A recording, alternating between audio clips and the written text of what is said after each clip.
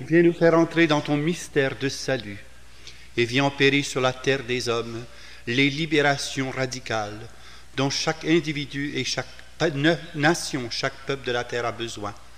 Oui, brise les chaînes de toute captivité et rends libres les enfants que tu as rachetés à un tel prix, celui de ton sang. Amen.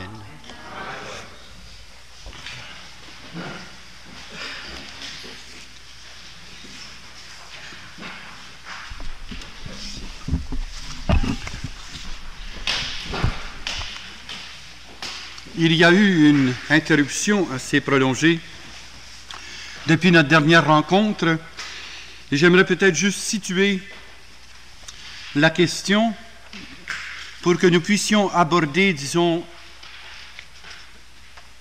les numéros 16 à 18 de l'encyclique sur la rédemption de l'homme.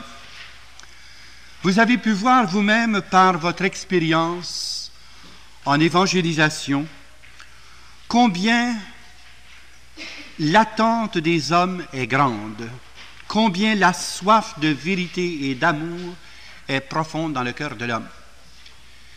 Et peut-être vous avez pu toucher du doigt cette compassion de tendresse que l'on éprouve à l'égard de la multitude de ceux qui cherchent le Seigneur et qui se retournent un peu partout sans pouvoir le trouver. Bien, c'est un peu de cela que le pape fait état dans cette encyclique, cet amour rédempteur de Jésus qui stimule l'Église afin de poursuivre la route de tout homme dans son existence qui est marquée par la souffrance et par le péché, mais dans l'accompagnement de chacun avec la puissance de la vérité sur l'homme et sur le monde. Et c'est cette vérité qui rendra libre.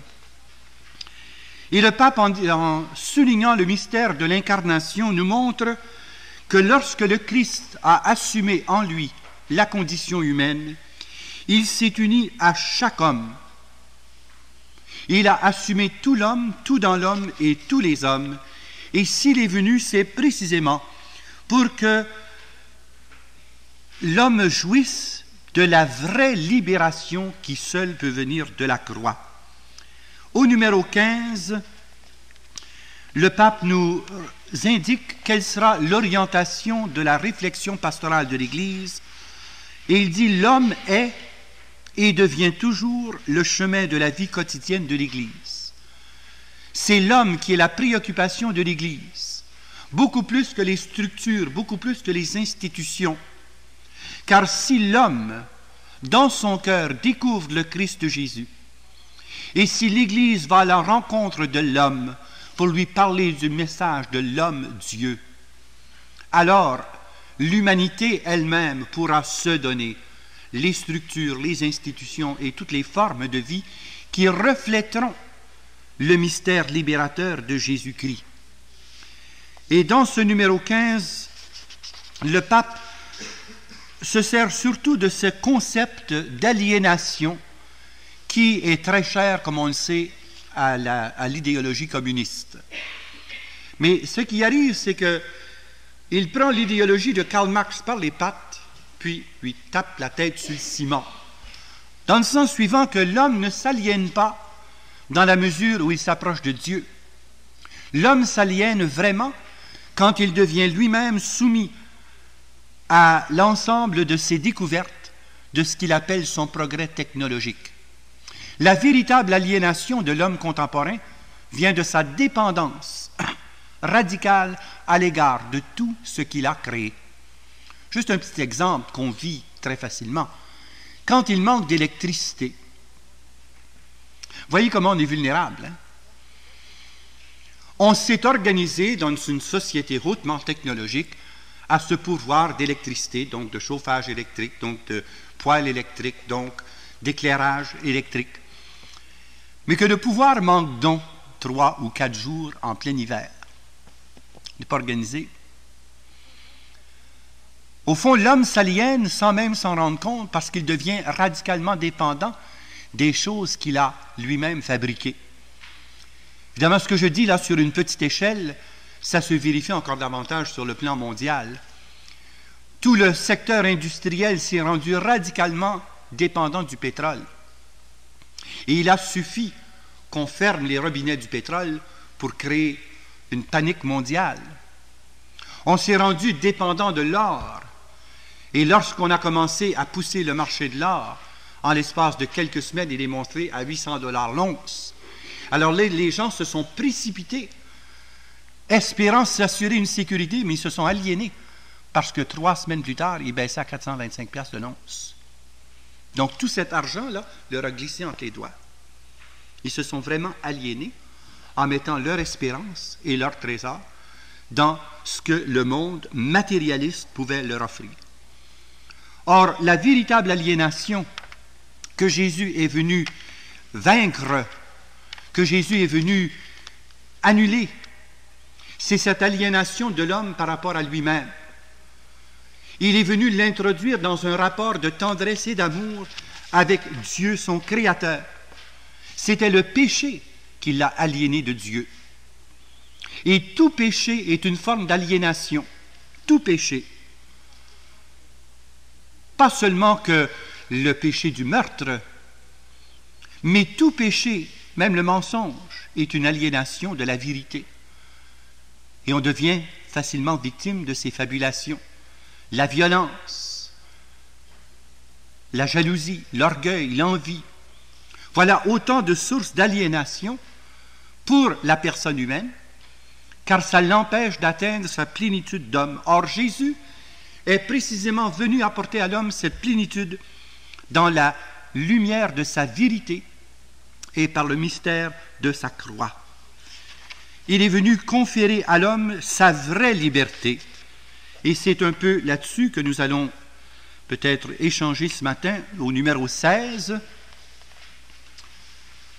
Je pense qu'on l'avait déjà abordé, ce numéro-là, mais on va peut-être revoir certains points. Si donc notre temps, le temps de notre génération, ce temps qui est proche de la fin du 2e millénaire de notre ère chrétienne, se manifeste à nos yeux comme un temps de grand progrès, il apparaît aussi comme un temps de menace de toutes sortes pour l'homme.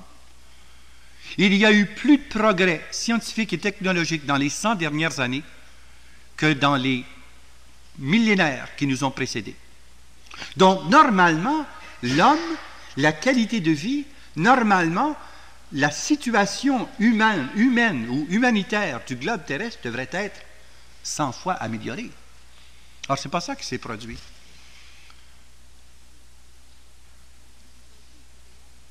Ce qui s'est produit, c'est que l'homme, ayant mis toute sa foi dans la science et la technologie, se rend compte qu'il y a certains problèmes qu'on ne résout pas par ces voies de ce qu'on appelle les sciences positives.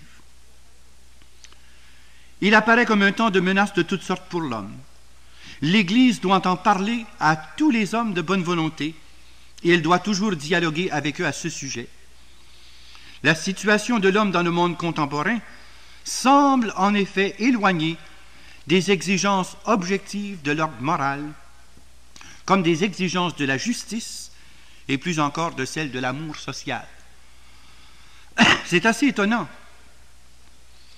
parce que jamais la condition humaine a été plus avantagée qu'actuellement.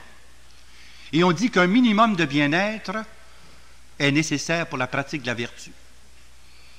Or, où est-ce que c'est qu'on a accumulé la plénitude des biens matériels pour assurer le bien-être de l'homme, sinon, n'est-ce pas, dans les civilisations industrielles, et pourtant, où est-ce que c'est que ça se détériore le plus vite?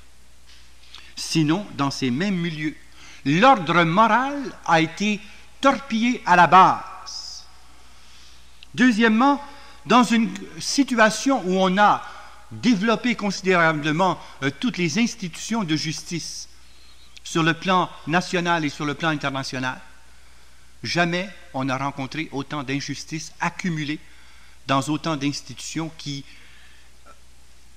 tiennent l'homme par la gorge. Et au fond, comme disait le vieux principe romain, le maximum de la justice devient une injustice pour l'homme. Summum ius, summa injuria. Et les gens s'imaginent que parce que quelque chose est légal, donc c'est moral. C'est une erreur. Il y a bien des choses qui sont parfaitement légales, mais qui sont également immorales. Et pour ne prendre que quelques cas, ce qu'on appelle, n'est-ce pas, l'avortement thérapeutique, c'est légal, mais c'est parfaitement immoral. C'est la même chose dans l'ordre, par exemple, du code de l'habitation. C'est légal de refuser qu'une famille avec des enfants soit acceptée dans telle ou telle maison à logement, mais c'est hautement immoral. C'est immoral. Ensuite, la politique générale qui est reconnue par la loi, l'objectif population de croissance zéro, c'est légal, mais ce n'est pas moral du tout. C'est un génocide à long terme. Alors, vous voyez que l'ordre moral, les exigences de la justice et plus encore l'amour social n'a jamais été aussi ébranlé qu'à notre époque. Et pourtant, on jouit d'une ère d'abondance et de découvertes technologiques et scientifiques qui dépassent ce que les millénaires précédents ont découvert. Il ne s'agit ici que de ce qui est exprimé par le premier message adressé à l'homme par le Créateur au moment où il lui confiait la terre pour qu'il la soumette. C'était le mandat que Dieu a donné à l'homme, de se soumettre à la création. Mais le but de cette domination sur la création, c'était de l'orienter vers le Créateur. Or, l'homme a aliéné la création en l'orientant vers son propre bien et son propre avantage. Ce premier message a été confirmé dans le mystère de la rédemption par le Christ Jésus notre Seigneur. Ceci est exprimé par le Concile Vatican II dans le très beau chapitre de son enseignement sur la royauté de l'homme, c'est-à-dire sur sa vocation à participer au service royal du Christ lui-même. C'est une dimension importante de votre baptême, ça. La dimension sacerdotale de votre baptême vous ouvre à la louange et au sacrifice en esprit et en vérité. La dimension prophétique vous permet d'annoncer déjà les réalités du monde à venir. Mais la dimension royale de votre baptême vous a rendu habilité à rendre cette création apte à pouvoir véritablement desservir le bien de tous les hommes sur la terre. Notre rôle et notre mission royale, c'est que la terre fructifie pour nourrir ceux qui l'habitent. Et alors, on procède exactement à l'inverse dans la façon d'évaluer les problèmes. On dit, dans l'an 2000, il y aura 6 milliards d'hommes sur la terre, si on suit la courbe normale de croissance. Or, nous ne pouvons nourrir que 4 ou 5 milliards d'hommes, ce qui est faux, mais parce qu'on ne regarde que la production actuelle. Donc, au lieu de mettre plus de pain sur la table, on prend la décision politique de mettre moins de bouche autour de la table. C'est intelligent. Mais c'est ça que c'est. La fonction royale qui nous incombe en tant qu'enfants de Dieu, c'est non pas de diminuer les bouches autour de la table, mais d'accroître ce qu'il faut sur la table. Et comme cela, faire produire la création tout entière à la pleine mesure de ce que le Seigneur y a mis. Et alors, la création devient au service de l'homme pour que l'homme soit au service de son Dieu. Tout vous appartient, vous appartenez au Christ et le Christ appartient à Dieu. C'est ça qui est l'ordre que le Seigneur a établi à partir de la création et que le Christ a restauré par le mystère de la rédemption. Ainsi dit-il, le sens fondamental de cette royauté et de cette domination de l'homme sur le monde visible, qui lui est assigné comme tâche par le Créateur lui-même, consiste dans, et là soulignez bien ces 3 passages-là, dans la priorité de l'éthique sur la technique, dans le primat de la personne sur les choses, dans la supériorité de l'esprit sur la matière. Ce sont là les 3 grands péchés du matérialisme contemporain, que ce soit le matérialisme pratique ou le matérialisme athée. Mais dans le fond, c'est une seule et même chose. La discordance qui s'est produite dans l'univers, le désaccord cosmique, résulte du fait qu'on a laissé la technique prendre le pas sur la morale, sur l'éthique. Et on finit par se dire, si quelque chose est techniquement possible, donc quelque chose est moralement bon. 3 exemples bien simples. C'est techniquement possible de féconder un œuf humain in vitro. C'est donc moralement bon de créer des enfants artificiellement en laboratoire et d'implanter dans une mère surrogatoire un enfant. C'est techniquement possible, donc c'est moralement bon. Vous êtes d'accord avec ça? Ça n'a pas d'allure. Ça n'a pas d'allure. Deuxièmement, il existe actuellement, aux États-Unis comme en Europe, des banques de sperme où on accumule le sperme de plusieurs donateurs avec un code génétique et vous pouvez aller au magasin avec un catalogue et si vous voulez avoir un enfant aux yeux bleus, quelle taille, avec des cheveux blonds, etc., bien, vous regardez dans le catalogue le code génétique du donateur, puis vous faites faire votre code génétique et là, vous définissez quel sperme vous allez prendre. Bouteille, là, 6342, dont vous ne connaissez pas le donateur. C'est techniquement possible, ça se fait. Mais est-ce que c'est moral? Ah ah. Oui. Peut-être la fille, elle fait.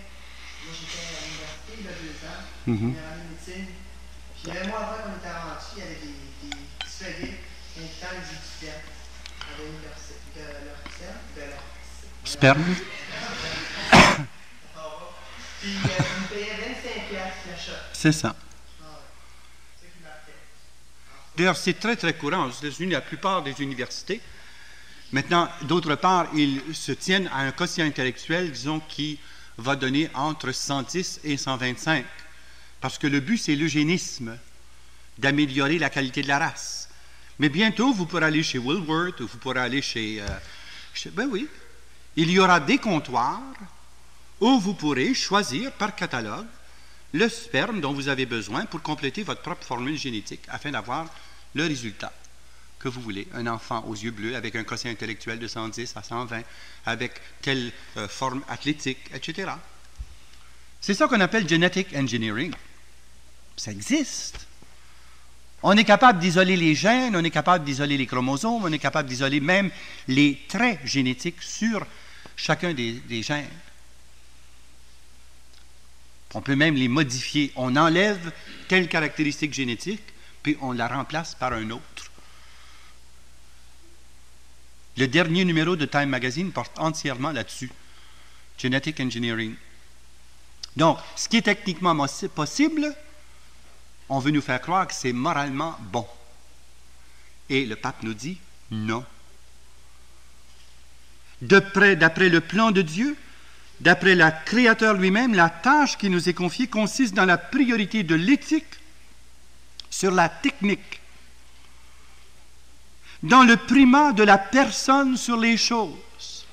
La personne est plus valable que les choses. Or, nous vivons dans un contexte social qui veut éliminer les personnes gênantes.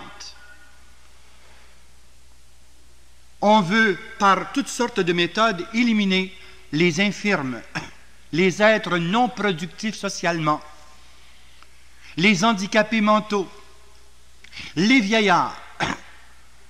Et on veut ainsi enlever le poids du fardeau social qui incombe aux payeurs de taxes par tout ce bois mort qu'on appelle les enfants infirmes, les handicapés et les vieillards. Mais vous serez là, vous autres, un jour. Là, l'affaire n'a pas l'air tellement à vous rejoindre en tant qu'individu, parce que vous avez 25 ans. Mais quand vous en aurez 70, puis qu'on vous dira « Bonjour, monsieur, vous êtes invité à vous présenter à l'Institut d'euthanasie. Votre date est fixée au 28 janvier prochain. Et vous n'aurez qu'à vous rendre. » Est-ce qu'il y en a qui ont vu le film Le Soleil vert? Bon. Disons que c'est un film fiction, science-fiction. Mais il reste ceci que sur le plan de l'organisation sociale, on veut trouver des moyens d'éliminer toutes les personnes qui sont une gêne pour la société. Et alors, à ce moment-là, la chose prend la priorité sur la personne. Alors que dans la révélation de Dieu, dans le mystère de la rédemption, qui vient restaurer d'une façon plus admirable encore la création qui est issue de Dieu, c'est le primat de la personne sur les choses. Puis ça nous guette, vous savez. Prenez quand il arrive un accident d'automobile. Ça n'arrive pas à témoignage jeunesse. La première question qu'on se pose, le char est-tu scrappé? Plutôt que de se demander, y a-t-il quelqu'un de blessé? Avez-vous remarqué que, comme réaction, en gros, là, je ne dis pas que c'est ça qui est arrivé ici, je n'étais pas présent, mais en gros, dans la société aujourd'hui, à combien s'élèvent les dommages avant qu'on ne s'inquiète, y a-t-il des personnes blessées? Y a-t-il des personnes qui ont été tuées? Et la gravité de l'accident n'est pas par le nombre de pertes de vie, mais par la quantité de dégâts matériels. On va dire, par exemple, il y a eu un désastre de 4 millions par une tornade. 4 millions, il y a eu 16 morts. Mais ça, c'est une note au bas de la page. Après tout, c'est des personnes. Mais 4 millions de dommages, ou 4 milliards de dommages. Voyez la pensée matérialiste, là? Alors, le pape nous rappelle, bien sûr, au nom de Jésus-Christ, au nom de la révélation, le primat de la personne sur les choses et la supériorité de l'esprit sur la matière. Vous avez là, en 3 phrases, les grandes lignes qui vont vous permettre de faire des jugements de discernement spirituel. Ce sont là les principes de discernement. Parce que ça nous permet de voir l'ordre dans lequel les choses se situent, l'échelle de valeur selon laquelle on évalue les situations et d'après lesquelles on forme ses jugements chrétiens. Je ne sais pas si je peux trouver un autre exemple qui... Prenez la question de l'amiantose. Pour pouvoir explorer des ressources naturelles qui s'appellent l'amiante, on expose des vies d'hommes, quantité d'hommes qui attrapent l'amiantose comme le résultat direct de l'exploitation du travail. On leur a donné un traitement à ces gens-là avec une pilule. Et on s'est aperçu 14 ans plus tard que cette fameuse pilule éliminait l'amiantose, mais conférait l'aluminose. C'est que le dosage d'aluminium était plus fort que le dosage d'amiante. Et quand on prenait des rayons X, il n'y a plus rien qui paraissait. De l'amiante. Mais l'analyse du sang nous faisait voir qu'il y avait de l'aluminium à la place. Voyez-vous comment la poursuite uniquement du capital et du gain est plus important que le détriment de la personne. Et bien qu'on fasse des pressions considérables pour améliorer la condition de respiration, la qualité de l'air et la qualité de vie, ça prend presque des batailles juridiques qui durent des vingtaines d'années pour obtenir 1 pouce de plus pour le respect de la personne.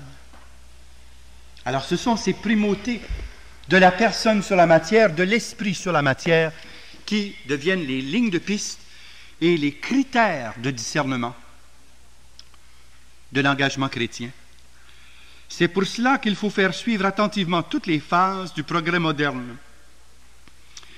Il faut, pour ainsi dire, faire de ce point de vue la radiographie de chacune de ces étapes. Il s'agit du développement des personnes, et pas seulement de la multiplication des choses dont les personnes peuvent se servir. Ainsi, par exemple, on dira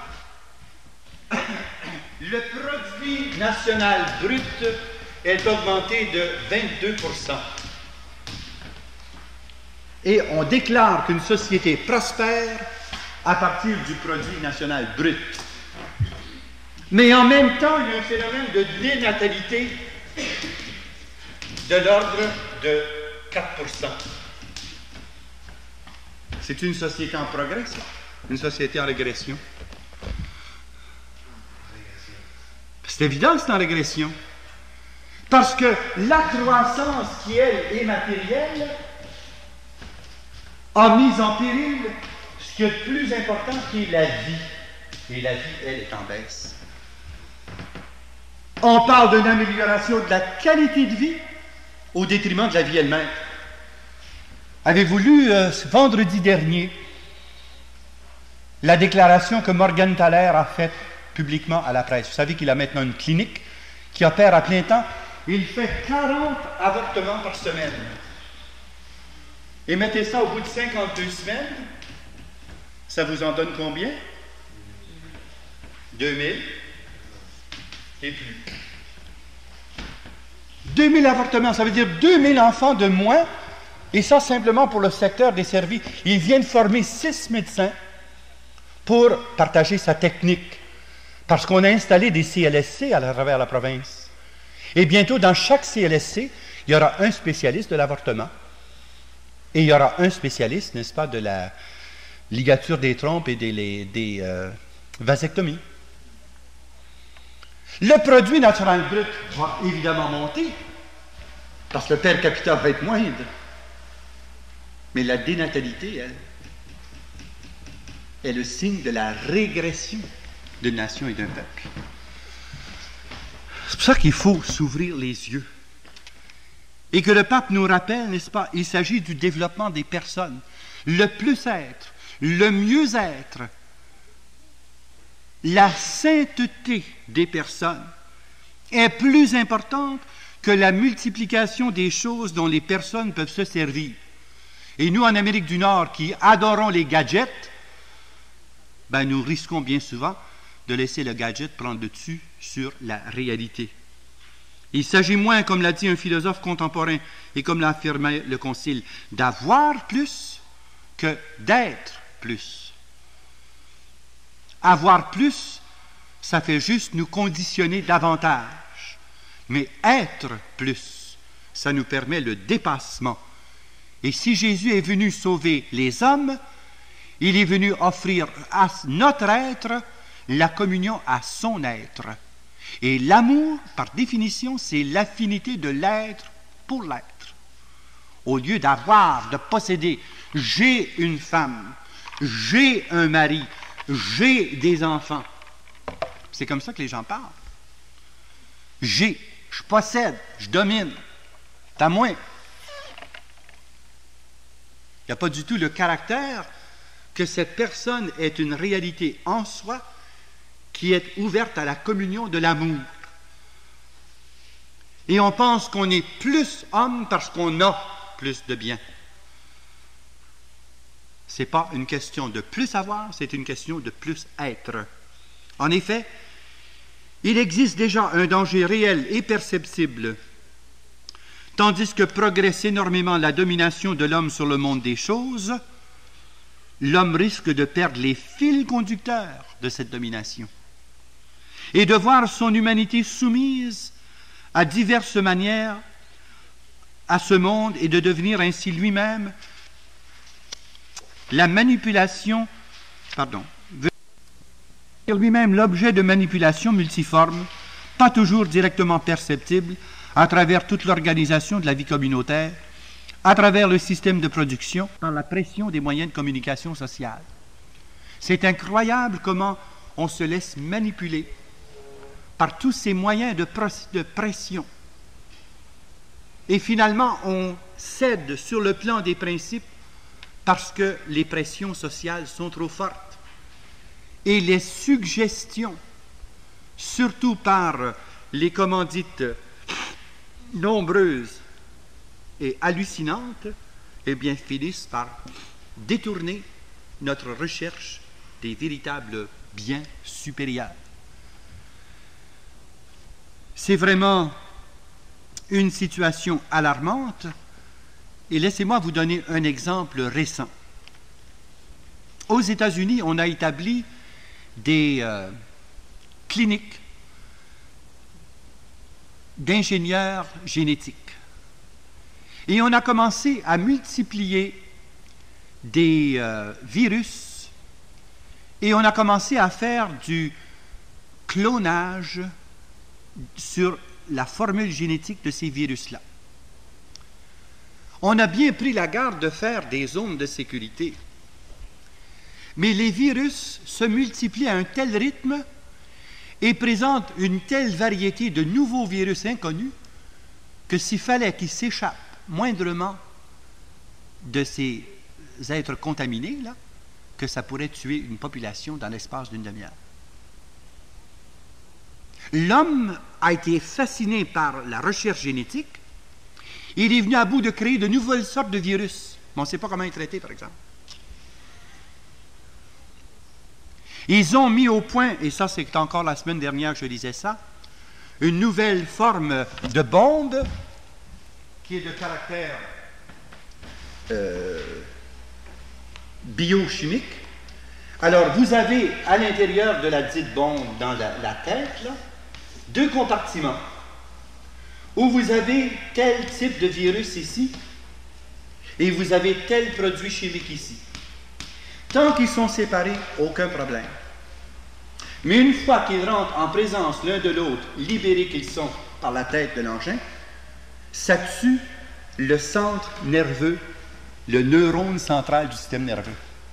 Et la personne meurt en 37 secondes. Ah, ils en ont seulement 13 000 de ces bombes-là, à titre expérimental. Mais le problème, c'est qu'ils veulent trouver du logement.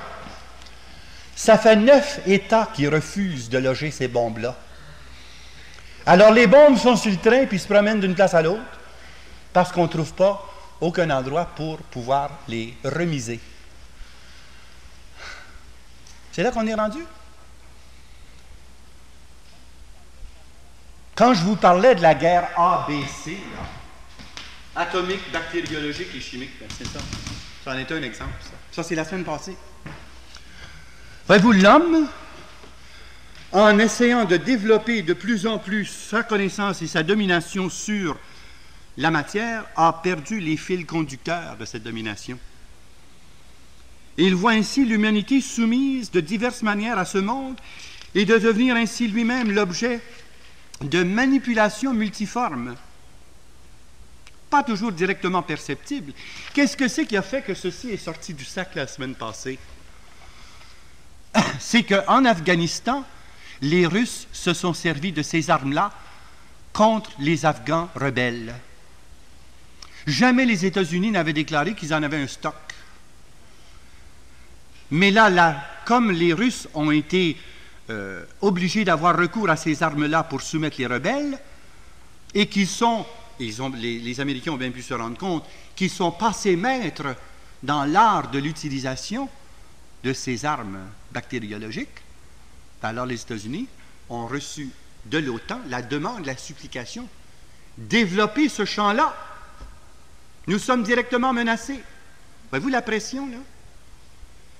Et finalement, Carter a dû signer pour qu'on développe cette ligne de recherche, puisque les Russes ont fait preuve qu'ils s'en servent déjà. Ils se sont servis d'armes chimiques par les gaz qui sont souverainement toxiques au niveau du système nerveux, et on a développé aussi des engins de type bactériologique. On a relâché dans l'atmosphère, dans les montagnes où les tanks ne pouvaient pas monter, on a envoyé des bombes chargées de typhus. Et en explosant, la bombe envoie dans l'atmosphère le typhus. Mais il faut qu'il fasse bien attention de quel côté que le vent souffle, pour être sûr que ce soit les bonnes personnes qui sont affectées du typhus. Mais c'est ça qui arrive. Or, c'est cette pression en Afghanistan qui déclenche dans l'OTAN la réaction. Vous voyez que ces textes-là, c'est pas rien que des figments de l'imagination.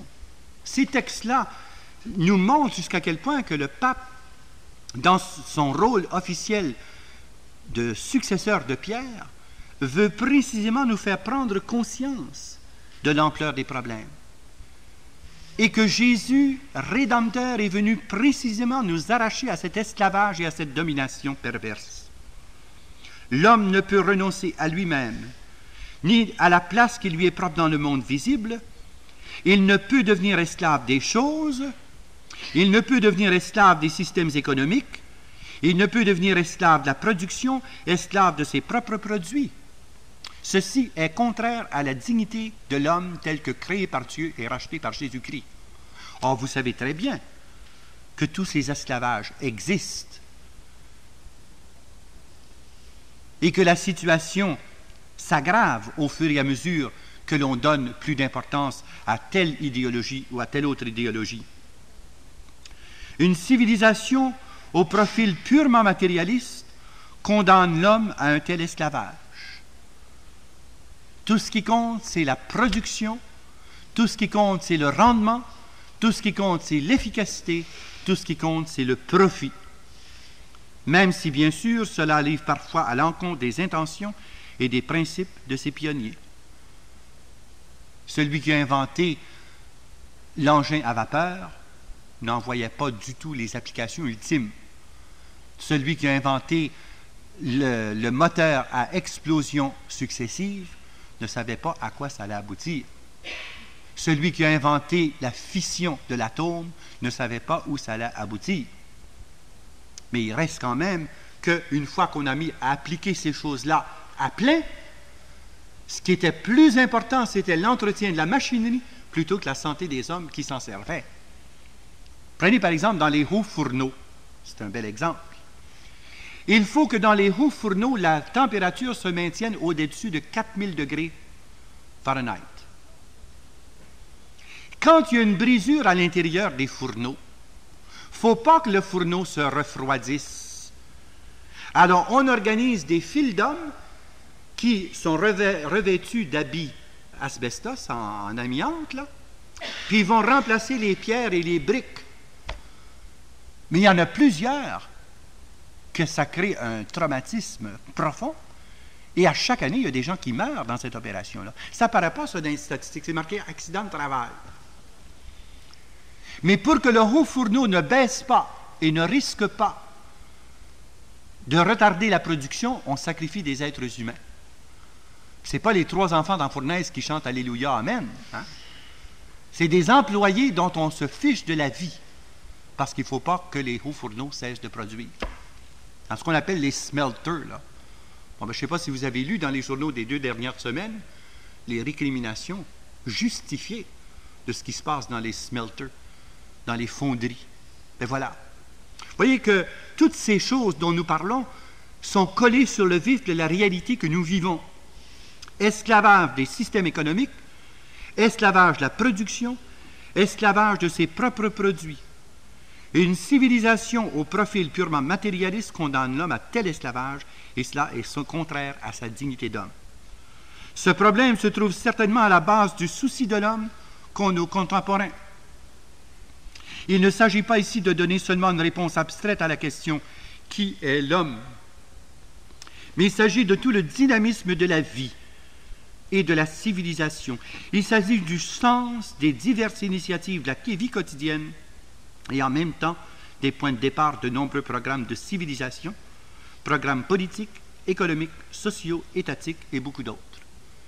Voyez pourquoi il est important que l'on soit vraiment imprégné des principes de l'Évangile, des valeurs de l'Évangile, des critères de discernement évangélique.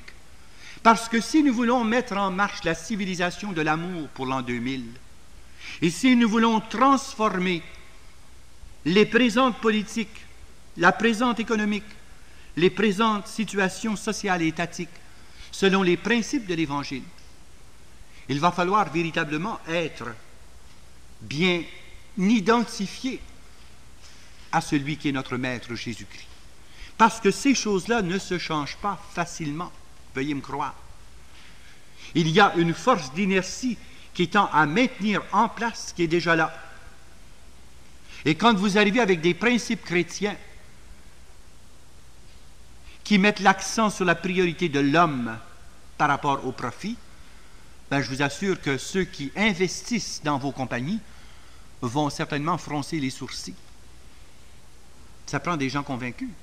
Parce qu'au lieu d'avoir des dividendes annuels de l'ordre de 31%, étant donné que vous avez mis la primauté de l'homme sur le profit, et vous allez avoir des dividendes de 24%. Alors les gens vont dire, on n'investit pas là-dedans, pas de l'argent.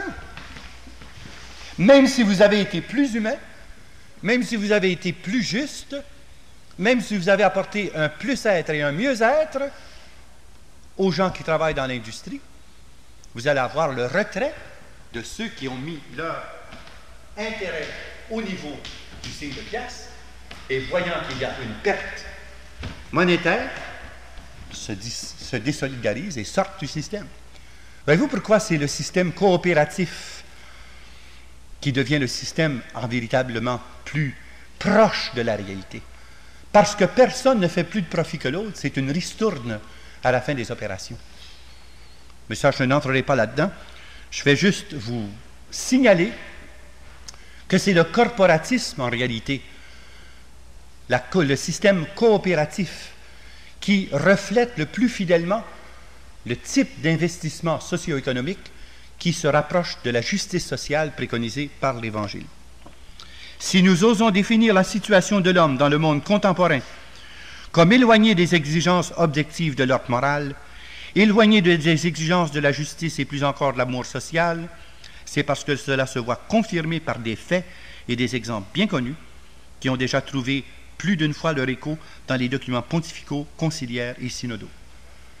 Quand on regarde la situation du Cambodge, du Laos, du Vietnam, de la Thaïlande tout récemment, quand on regarde ensuite la situation en Afrique, en Afrique du Sud notamment, en Rhodésie, au Rwanda, eh bien, on se rend compte combien l'homme est devenu un loup pour l'homme et que c'est l'équilibre même des nations qui est ici en péril. La situation de l'homme à notre époque n'est certainement pas uniforme. Elle diffère de plusieurs façons, mais elles ont une forte résonance éthique. Et ce qui baisse, c'est la qualité de la conscience morale face aux situations qui confrontent l'homme. Désormais, la conscience morale est obnubilée par d'autres impératifs que la primauté de la personne, la primauté de l'esprit et la primauté de la vie. On connaît bien en effet le cadre de la civilisation de consommation qui consiste dans un certain excès de biens nécessaires à l'homme, à des sociétés entières. Il s'agit ici de sociétés riches et très développées, tandis que les autres sociétés, au moins de larges couches de celles-ci, souffrent la faim, que beaucoup de personnes meurent chaque jour d'inanition et de dénutrition. Hier, Marcel Pépin présentait à Québec, à l'ouverture de la Semaine mondiale sur la Confédération des syndicats, présentait un tableau absolument effarant. Il meurt à travers le monde 12 000 personnes à l'heure, résultant de la malnutrition. 12 000 personnes à l'heure, et cela à l'année longue. Et dans l'ensemble de l'univers, 50% des enfants qui naissent n'atteignent pas l'âge de 5 ans à cause de la malnutrition. 50% des enfants dans le monde entier n'atteignent pas l'âge de 5 ans à cause de la malnutrition. Et cette malnutrition est due entièrement au fait que 95% des produits alimentaires sont la possession de 13% de la population mondiale. Et en vertu des marchés économiques, le 13% veut assurer le maximum de profit, donc rend inaccessible les 95% de production alimentaire, et ainsi sont la cause directe de la mort de ces millions par année. Ça, c'est juste le problème de la faim. Je n'ai pas parlé des autres problèmes, là. Juste sur le plan de la faim. Un quart de la population mondiale ne mange pas un repas par jour. Un quart. D'un quart de 4 milliards, ça fait 1 milliard de gens qui ne mangent même pas un repas complet par jour. Pendant ce temps-là, nous autres, on prend nos assiettes. On n'aime pas ça. C'est trop sucré. Ben trop salé. responsabilité sociale. Pensez-y. En tout cas, on va interrompre ici. On reprendra dans 15 minutes en poursuivant la réflexion sur ce numéro central du document